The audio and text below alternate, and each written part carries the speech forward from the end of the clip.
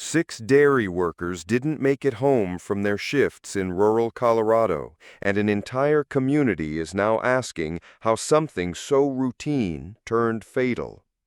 On Wednesday evening, August 20th, 2025, firefighters were dispatched to Prospect Valley Dairy in Keensburg, about 35 miles northeast of Denver. The call came in as a confined space rescue, but when crews from the Southeast Weld Fire Protection District reached the scene, rescue quickly turned to recovery. After securing the area, they entered the enclosure and found 6 bodies. All 6 victims were Hispanic men. Authorities are withholding their names until families are notified, but the loss is already deeply felt. One victim was a student at Highland High School. The district confirmed the death, opened crisis counseling centers, and said the tragedy has deeply affected our school district and community. 3 other workers were treated at a nearby hospital and released. The central mystery is what happened inside that space. The Weld County Coroner's Office is leading the investigation. Chief Deputy Coroner Jolene Weiner said her team is investigating these deaths as the possible consequence of gas exposure in a confined space.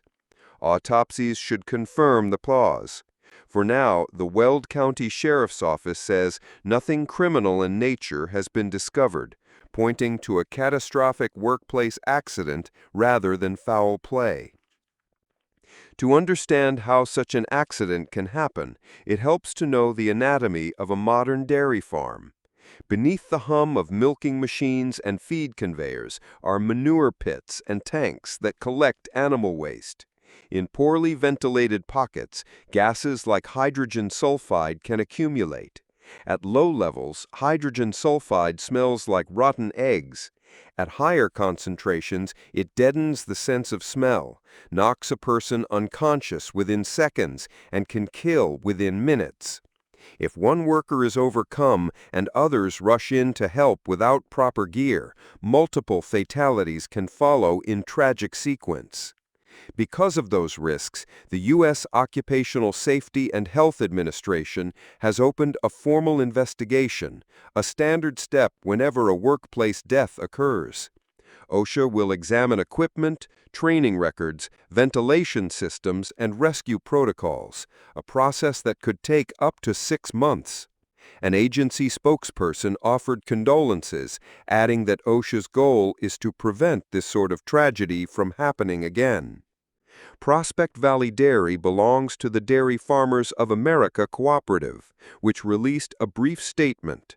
We are deeply saddened by this incident, and our thoughts and most sincere condolences go out to the friends and families of the deceased.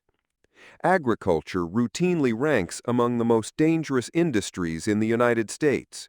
Workers contend with heavy machinery, unpredictable livestock, and hidden hazards like toxic gases. Weld County knows that reality all too well. In 2021, a farm worker drowned in a manure lagoon at a different dairy. For the families of the 6 men, statistics offer little comfort. Their loved ones went to work on an ordinary Wednesday and never came back. As coroners, OSHA inspectors, and local deputies piece together the timeline, the community is left to grieve and to ask what could have been done differently. Better ventilation, more frequent gas monitoring, stricter entry protocols. Answers will take time, but the urgency is clear. The nation depends on farms like Prospect Valley for milk, cheese, and yogurt. Ensuring that the people who produce that food can do their jobs safely is not only a regulatory obligation, it's a moral one. When the final reports are written, they may recommend new training, upgraded equipment, or tougher rules for confined space work. Whatever the specifics, the hope is that the lessons learned from this tragedy will spare other families the same heartbreak, and that the 6 men who lost their lives at Prospect Valley Dairy will be remembered not only for how they died, but for the changes their deaths inspire. A tranquil campus buzzing with first-week excitement was suddenly gripped by panic. On Thursday, August 21, 2025, Villanova University became the scene of what officials now call a cruel hoax. A phony 911 report of an active shooter triggered a massive police response, sent students running for cover, and plunged the community into lockdown, all because of a lie. The timing couldn't have been worse. It was orientation week, and new students and their families were attending an opening mass when, at about 4:30 p.m., a caller told dispatchers that a man with an AR-15-style rifle was inside the law school.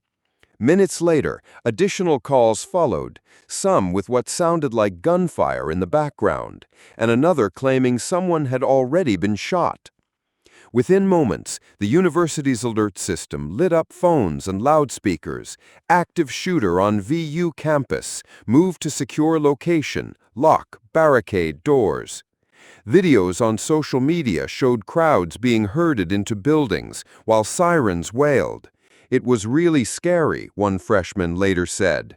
A sophomore hiding in a classroom called his mother and prayed pretty hard that no one was injured or dead. Heavily armed officers from local, state, and federal agencies flooded the grounds, sweeping room by room in search of a gunman who did not exist. For nearly 2 hours, the campus remained under shelter-in-place orders as investigators combed classrooms, residence halls, and common areas. At 6:32 p.m., after finding no shooter, no weapon, and no victims, authorities lifted the lockdown. In a message to students, faculty, and parents, Villanova President Reverend Peter Donahue confirmed the incident was a hoax that had inflicted panic and terror. He apologized to first-year students for such a traumatic introduction to university life. This is swatting, a criminal tactic in which someone makes a bogus emergency call to provoke an overwhelming law enforcement response at a specific location. Perpetrators often mask their identity with technology, making them hard to trace. Beyond wasting resources, swatting puts innocent people and responding officers in real danger. Past incidents nationwide have ended in injury and even death. Finding whoever dialed in the Villanova lie is now a top priority. Delaware County District Attorney Jack Stolzheimer issued a stark warning. "We will track you down if it's the last thing we do." His office, the FBI, and other agencies are working to trace the calls. Pennsylvania Governor Josh Shapiro likewise condemned the cruel swatting incident and directed state police to use every available tool to identify and charge whoever is responsible. In the meantime, the emotional toll is evident. Orientation events scheduled for Thursday night were canceled to give students and families time to regroup. Relief that no one was harmed is tempered by lingering unease. Many on campus say the panic felt all too real. The Villanova scare wasn't the day's only false alarm. Hours earlier, the University of Tennessee at Chattanooga went into lockdown after a similar bogus report. Another reminder of a growing trend that schools and law enforcement agencies nationwide are struggling to confront.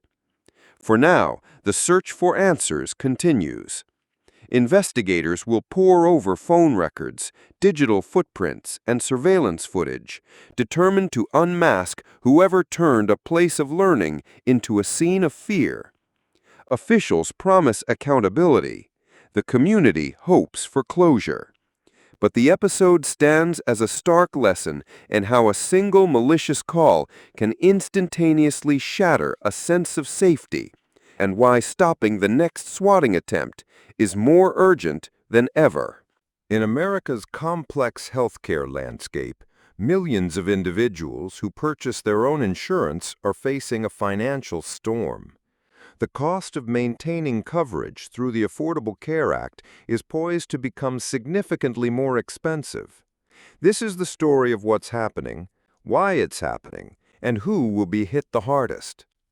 For the past several years, the ACA marketplace has been relatively stable. Thanks to increased government assistance, enrollment has soared. In Texas alone, nearly 4 million people signed up for a 2025 plan, a number that has tripled since 2020. This stability, however, is on the verge of a dramatic reversal. Insurance companies across the country are now requesting the largest premium increases since 2018. Nationally, the median proposed rate hike for 2026 is 18%, with some insurers seeking increases of 40% or even 65% for certain plans. In Texas, the average proposed increase is 24%.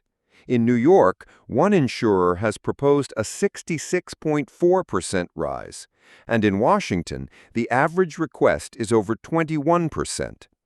These are just proposals, and state regulators may negotiate them down, but they signal a massive shift in the cost of health coverage.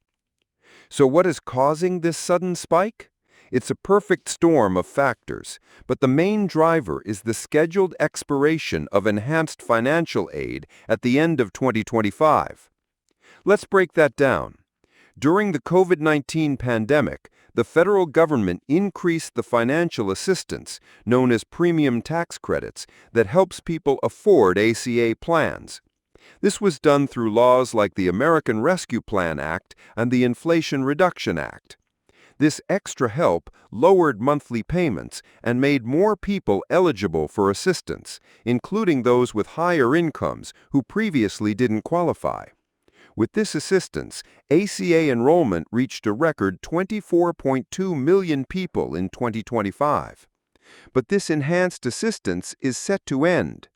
Unless Congress acts to extend it, millions of people will see the amount they personally pay for their premiums skyrocket. On average, out-of-pocket premium payments for those receiving subsidies are expected to jump by more than 75%. For example, one analysis showed a 60-year-old couple in a rural Washington county could see their monthly premium leap from around $581 to over $1,800. This leads to the second major problem, a sicker insurance pool.